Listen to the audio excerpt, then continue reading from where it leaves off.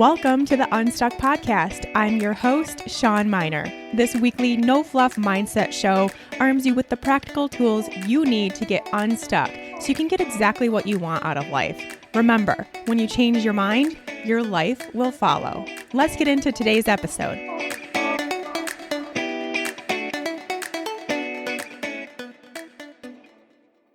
Hey there, friends. Welcome back to the Unstuck Podcast. Thank you so much for joining me here today. I'm Sean, your host today and every episode of Unstuck, and I absolutely love that role. So I'm glad you're here following along, whether this is your first episode or you tune in occasionally or you've listened to every single Unstuck episode. Grateful for you all. Today, we're going to chat about something that I absolutely love, kind of really in my own life up until now. And gosh, why not share it here on Unstuck? I think this is really important. We've talked about it kind of briefly in a few previous episodes, but now we're really going to get into it. And that is the concept of intention setting. And what we're going to do today is set some intentions for ourselves. In fact, we're going to do so instead of goal setting. And I'm going to talk a little bit about, I don't want to say that I despise or dislike goals, because I don't. I think they're great. I think they're important. I think they're wonderful.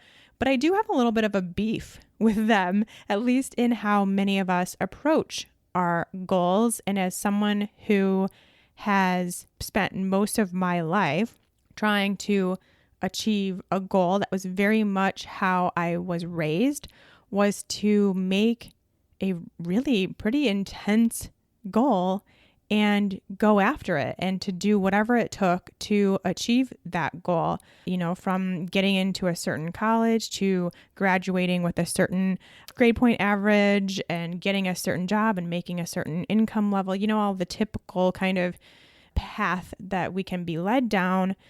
That was me. And then to go into kind of take what I had learned or the beliefs I had created around goal setting and apply it to my physical body in the form of competing in a figure competition, of trying to lose a certain amount of weight, of only eating a certain amount of calories every single day, of competing in, moving on then to compete in a powerlifting competition, competing in a Tough Mudder, doing multiple half marathons, all these goals. Set a goal, do whatever you need to do, work your butt off to achieve it. And so again, I like a goal. I like setting goals. I think it's actually quite fun to do so.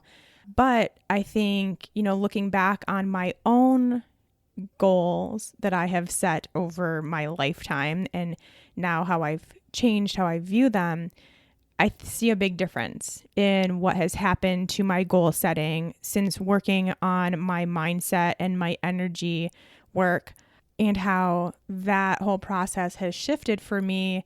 And really now what is most important is my intention setting. And that's an exercise I want to do with you today. So let's get into it. This one, I've been kind of falling short on the quotes lately, but some topics that we're talking about just don't have a very inspirational quote to go along with it. But I have one for you today, and it is from Wayne Dyer, which is that our intention creates our reality. So our intention creates our reality. If we think about it that way, well then heck, we want a pretty darn good intention, don't we? Because that is what is going to create our reality. Before we get into that creation mode, I want to chat a little deeper, a little more about this goal situation. So we all know what a goal is, I think. Again, if you're like me, you've been taught from a very young age to set a goal and work to achieve it. And really, kind of at its most basic sense, a goal is just a desired outcome based on your effort. So it's what you're shooting for. And, a lot of us have lived our lives setting and potentially achieving goals, but actually kind of more commonly not achieving our goals. And so I think that's where we really need to start looking a little deeper into our goal setting practice and see what it does to us physically, potentially, but also mentally, emotionally, and energetically when we do or don't achieve these goals and, the goals that we're even setting out to achieve in the first place. It's like we don't necessarily pay enough attention to that. So when you do, and you start looking into that further, then you potentially might want to create an intention either instead of a goal or to go along with your goal. So I want to show you some examples of how goals can actually work against us. The first example is probably more so for my entrepreneurs, business owners, sales and commission driven type careers, that kind of thing. But you all will understand this. Our example, you set a goal to make a certain amount of money in a given month. You create a goal that is totally achievable. For instance, say you're used to making $5,000 a month. You know that is going to come in. But then you create a goal to make $5,100 a month. So an extra $100.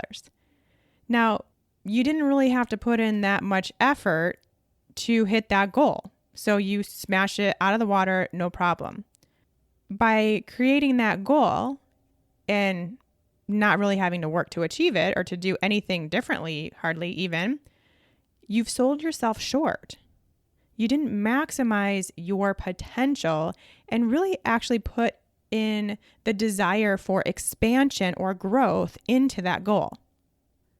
On the other hand, you create this massive, hefty goal, like kind of almost impossible. So say, for instance, you're used to making this $5,000 a month, and instead you shoot for $50,000 a month. You put it, and I'm not saying I totally think that's achievable. It's definitely a thing, but let's just say in this scenario, it's a really hard thing to do. So you work super hard to get there. You put in all your effort. You do everything you can, and you fall short. You only make $20,000 that month. Now you feel a little bit bad about yourself. You might feel a little bit of disappointment or frustration and definitely exhaustion from all that effort you put into yourself. But the thing is, you actually did really, really well. You've done better than you ever have by $15,000. But because you were hoping and shooting and striving and spending all your effort and energy trying to get to 50,000, which was actually, you didn't even actually think you could. So you didn't even really truly believe it. You still don't feel as good about what you did achieve because you didn't hit that goal. So here's another example. Say you set a goal to work out every day for 60 minutes, some form of workout. And the first few days are great. But then you miss a day. Then you miss another day. And you feel bad about yourself. And then those 2 days turn into a week and then a month and then a year because you've blown it. You're not good at this. You can't ever work out. Something's wrong with you. You have no motivation. It's just not going to happen. And the same thing happens, very similar can we do with our food and weight example. We set these goals, and then you have this whole psychology around your goal setting to where if you mess up once or you miss a day or you have a piece of cheesecake or whatever, then it hinders your ability to even continue on with your goals. It has this whole spiral effect with your emotions and your energy that makes those goals impossible to achieve. So you can really see that so much of this, there's so much more beyond goal setting than just picking a goal based on your ego or based on what everyone else is doing or what you think you should do.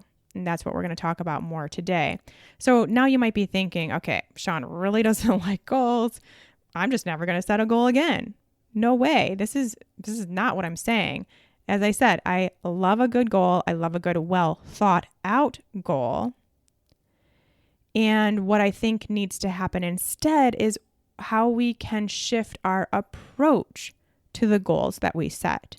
So if we can create a goal from this aligned place, this place of alignment that we talk about here so much on Unstuck, to where we have excitement around our goals, where we look forward to seeing what we can do from this aligned place energetically. But we also have this level of detachment from the actual outcome.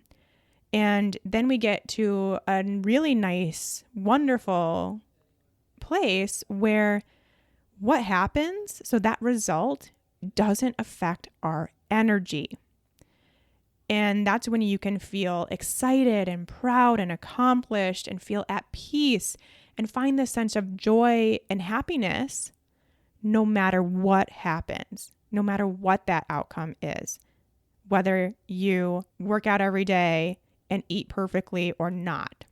And that's when we can really find instead this intention that we continuously go back to instead of achieving or not achieving a goal. And that's when, if you do set a goal, it becomes fun. It's simply fun. It's just a thing to see if you can do based on your aligned place, which takes the stress out of it too.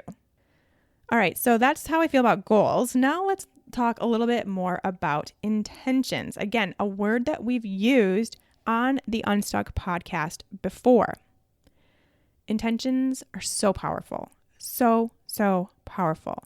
If we were to put the same amount of focus, drive, and effort into fulfilling our intentions as we do our goals, I can tell you with 100% certainty, we would be more successful, more creative, more fulfilled, more prosperous, more abundant, whatever you're going for here, than you ever dreamed possible. Again, if we were to put the same amount of focus, drive, and effort into fulfilling our intentions as we do our goals, as we have learned to do as a society with our goals, more of what you want would come into your life, no question. So what's the difference? The way I like to see it, an intention can be seen as a goal that comes from your inner being or your inner voice or intuition. We kind of use all those words interchangeably here. So you can think of it kind of as a heart-centered focus versus when we make up goals, quite often, as I mentioned, it's head-driven or ego-driven or society-driven or external factors driven. So that's really the difference is when we come up with our intention and set that, it comes from inside. It comes from our internal knowing and wanting. It comes from the heart instead of the head. And it aims to expand who you are and how you show up in the world and your life and for yourself. Your intention serves as a goal to show you who you can become, whereas the typical goals we tend to set, it almost is like we're trying to get something out of life. We're trying to squeeze something out of life instead of who can we become or how can we expand.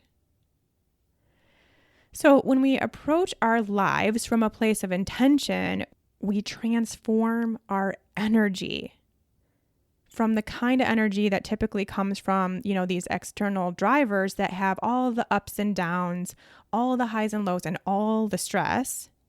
And instead, we transform it now to be energy that comes from a place of unconditional peace and love and flow, that flow state that we love to get into.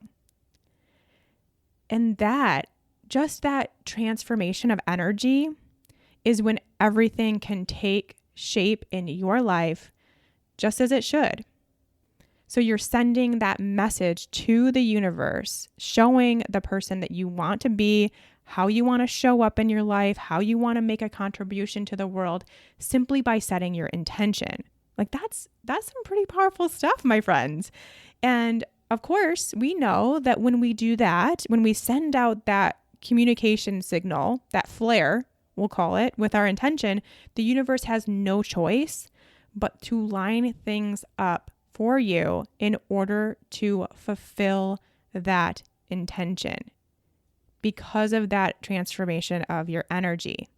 So, if you really think more about that, when we have this goal to work out every day or to eat perfectly 100%, never have another piece of sugar or candy or whatever else is bad these days, then you can see there's a difference in energy there versus my intention is to always treat myself and my body with respect, care, love, and worth. So which one, based on energy, do you think is going to hold more weight?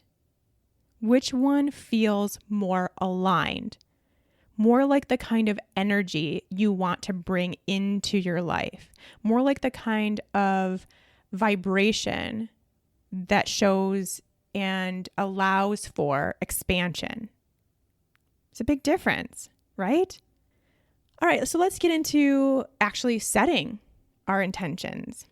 The most important thing when it comes to actually setting an intention, and I think you're going to understand this now based on everything I just shared with you, is that it needs to come from your inner you. So really connecting with that is important. It cannot come from the mind. You cannot think up an intention. You have to let it come up and feel it. You have to feel an intention. So let me just give you some examples of some kind of heart-centered intentions for you to get an idea of what it might feel like and or sound like when your inner you brings it to you, your intuition. I intend to be confident in my abilities. I intend to provide a comfortable space for my family to express themselves. I intend to believe in myself. I intend to expand and grow in myself every day. I intend to connect authentically with my family and friends. I intend to lead with purpose and passion in my career or business. I intend to express unconditional love and acceptance for myself and others. I intend to live and work by my values every day. I intend to take time for myself every day. I intend to be grateful for the present moment while being excited for the future. I intend to work less and play more. As you can see, intentions are really positive. They're very much present moment ideas, and they're also affirmative. Like, they will happen. There's no trying, there's no efforting, there's no forcing. It's an intention. It's a knowing. There's a sense of knowing that comes with it. So those are some examples. And like I said, before you can even get those messages or really come in contact with what your intentions should be, you've got to connect with your inner being. My favorite way, two really favorite ways to connect with your inner being is through meditation. You knew I was going to say that. And also something I'm going to say, journaling. And I won't talk about that a ton here because there's a whole episode number 7, about connecting with your intuition. Highly recommend going back and listening to that if you don't feel like you've quite got the hang of your inner being. We've been doing a lot of that work in the Unstuck Collective, the monthly coaching community, about all this mindset and spirituality work. We've been doing a lot of that together. And so now I think a lot of you potentially have the ability to just kind of tap right in. Like, the way into connecting with your inner being, and it's potentially right there waiting for you. But others might need a little bit more guidance, and your ability to tap into and connect with that inner voice is going to be unique to you. But I do think no matter what, the best place to start is through meditation, because it's going to get you into that place where your brain slows down a little bit, like your actual brain waves slow down a little bit, and that ego voice, that constant chatter, can quiet. It has a chance to take a back seat. And that happens in meditation. And quite often, even if our intuition is right there and our inner voice is trying to connect and chat with us, that mental chatter, that ego voice is so loud, it's just taken over our brains that we can't hear it. We can't hear our intuition. So if you can just take a moment, 10 minutes, 15 minutes in meditation, then when you come out, or even during, sometimes you'll get a little intuitive download during your meditation time, but then you can come out right after, grab your journal and connect with your intuition, ask it a question, or just let whatever comes up out onto your paper. If there's still some ego chatter, you can let that out too. I love to do that.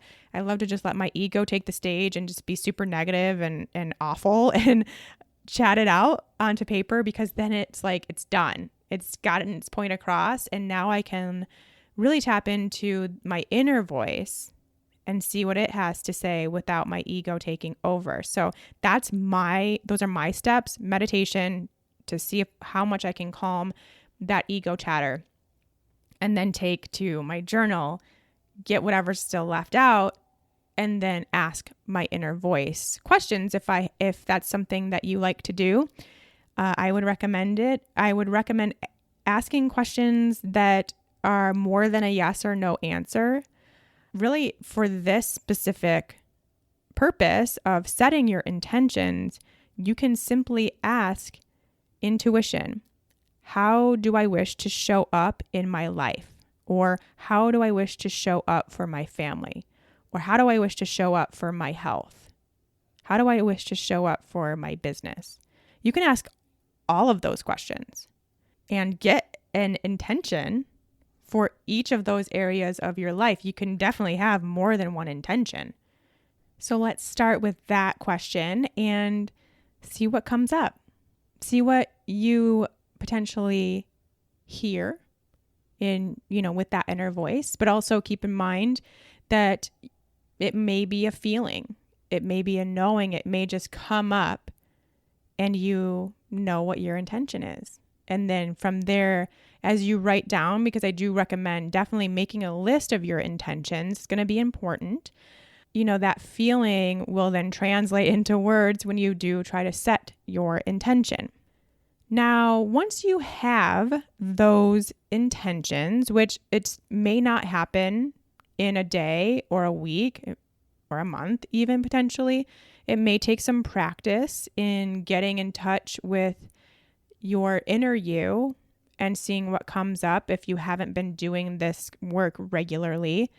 Again, go back to episode 7 and start there and try to make it more of a practice so that you do have that, deeper, quicker connection with your intuition. But a lot of times it's really just more so quieting the ego voice, if that's something that's very prominent in you, which it is in all of us. So no big deal, and totally normal for it to take some time to get that a little quieter so that you can connect with your intuition. So please don't think that something's wrong with you if you're not getting any of this right away.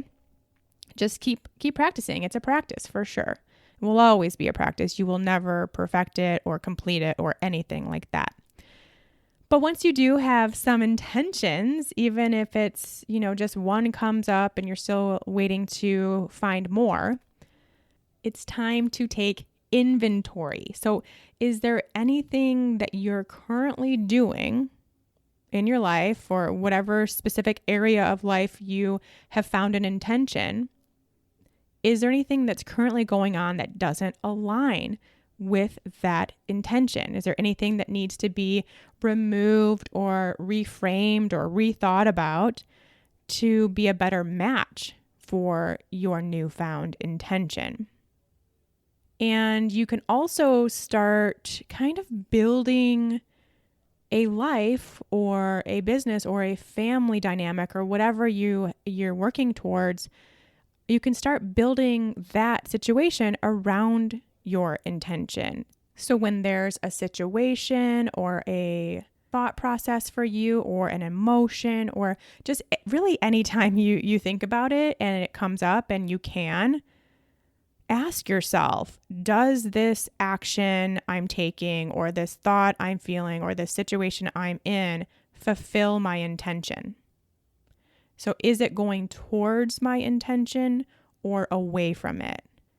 Again, remember, you're kind of looking more for a feeling. You're looking for that feeling of, yes, I'm in alignment with my intention, or no, I'm not, which will kind of come from, that feeling. I wish I could explain, that feeling, kind of this heart-centered feeling, or even the gut feeling, or even just a warmth of knowing. Again, different for everybody, but it's going to be that feeling, whatever it is for you. Wait for that feeling and make sure that you are in alignment with your intention. Make sure you're fulfilling in that space. And that will really be a great gauge for you from now on to help with your decision making, to help with your action steps, and really figuring out how to best live towards your intentions and what really does go with that versus against that. It's a really cool thing.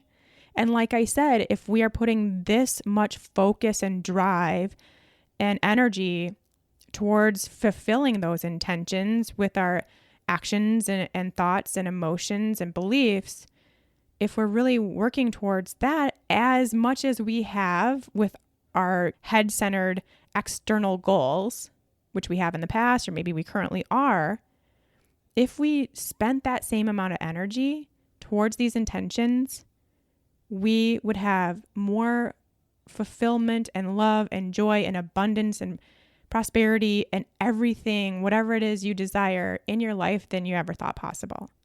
And all it takes is setting some intentions, some heart-centered intentions. So I can't wait for you guys to give this a try. Please let me know if you have any questions or let me know what you come up with as your intention. I would love to hear from you. You can message me over at Sean Miner on Instagram. Send me a DM. Let me know what your intentions are, or if you're having any problems finding out what they are, connecting with your inner voice, anything like that. We can do some work on that together. And what's kind of bonus, because really all of that was just your homework, but if you want some extra credit, what is really fun is to create an intention board. So it's like a vision board, which you've probably heard about, maybe some of you have done, but instead of, finding words and phrases and pictures and whatever of your vision, your future you, instead you're going to find words and phrases and pictures of your intention and how your intention shows up in your life and what it feels like and what kinds of things you say and think and feel and do and situations you're in and how it all works. Super fun. Really fun thing to kind of solidify it both for yourself and, as a way to communicate your intention with the universe. And it's something that's pretty and creative and you can hang up in your office or wherever you spend a lot of time, in your bathroom, who knows, wherever you spend your time. And it's something to kind of remind you of what you have going on as far as your intentions. So let me know also if you do that. I'd love to see a picture and I'll make sure to share it with everybody over on my Instagram stories so we can all get some ideas and see everyone else's creative expressions. That's always fun. And that is it for this episode. Reminder, if you are a wellness practitioner that has their own business or wants their own business but doesn't know quite what to do, or if you are someone who's working on getting into the wellness space and wants to have their own business. And this goes for whether you want an online business, kind of like the one that I have, or you want an in-person business where you're seeing clients, in an office. All apply. It's completely just based on you wanting to be an entrepreneur or already being an entrepreneur, and your desire, your purpose, your passion lies in wellness, lies in helping others get well physically, mentally, emotionally, and or spiritually. All of those. If you are that person or you know someone that is that person, head over to the private Facebook group I have created. I go live in there every week to answer questions and just chat. Basically, I give little tips and tricks and I ask you some prompting questions so you start thinking about your business a little differently. All very important, totally free, but head over to facebook.com/groups/unstuckwellness. I will make sure that it's linked in the show notes. So you can just head there right now, and I'll see you over in there and we can chat biz strategy when it comes from this aligned, unstuck place, because it is very, very, very different. And boy, do I know this from experience, very different when you shift your energy and shift your mindset towards your business, what becomes possible for you and your business. So we'll chat about that over there, and I'll be doing some special episodes in the future about this particular topic for the entrepreneurs, all entrepreneurs, wellness space, whatever space you're in. But if you have a business, stick around. You're going to want to get in on the business episodes of Unstuck, which will be coming up soon. So